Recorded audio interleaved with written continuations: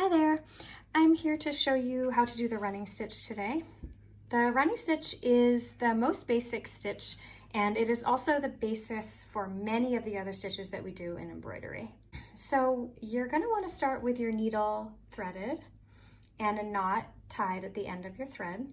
If you need some support in learning how to do that, be sure to check out our other videos. We have videos on tying knots and also threading your needle. I have drawn a line on my fabric to follow. I'm not very good at going in a straight line. You can see this is a little bit curved, but I'm okay with that. That's just how I stitch, and I'm just fine with that. So here's my little running stitch line, but here I have drawn a straight line to follow. I used a friction heat sensitive pen, so when I'm done I can just hit this with the heat gun or the hair dryer and it'll make that line go away. So I'm going to come up from the back at the beginning of my line of stitches. If you're working with an embroidery pattern, you'll have a line printed already on your fabric and you can just follow that. So you come up at the beginning of the line of stitches and always come from the back, and then you'll want to pull and check to make sure that your knot is lying up against the back of the fabric.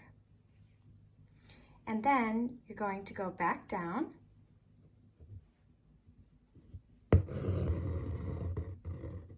and pull it all the way. And don't pull too tight, but make sure you pull it so that the thread lies against the fabric. And then you're going to trace your needle along the back and find where you want to come up for your next stitch. Come through, and then go back in. Now this is the stabbing method, the poke and pull method. This is great for when you need to be really precise, when you're just starting out with your embroidery practice, or if you're working in a really small area where you need to be really precise. There's another way to do this called the sewing method, which I'll show you now. So the sewing method allows you to stay on the top of the fabric. It's faster. If you are working without a hoop, it's really fast. So what you do is from the front, you're going to put your needle in at the end of that first stitch, and then you're going to come back up like that. See how my needle is on the front? And you can use your finger on the back of the fabric to kind of make a little mound, which can be helpful. Come back up, push it through, and pull. And you can see I'm staying on top of the fabric, but it still looks the same as when I did the poke and pull method.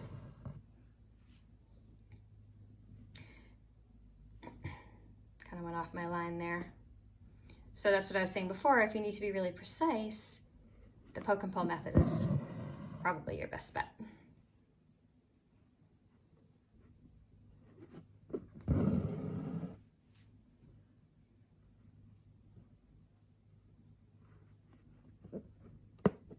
Now, if you're going to be working on a curved line, you'll want to shorten your stitches so that you can make that curve really smooth. If you keep long stitches on a curve, it'll make your curve very angular. If you are looking for a variety in the look, you can lengthen the stitch and decrease the gap between the stitches, or you can shorten the stitch and lengthen the gap. It's really up to you. And that's the running stitch.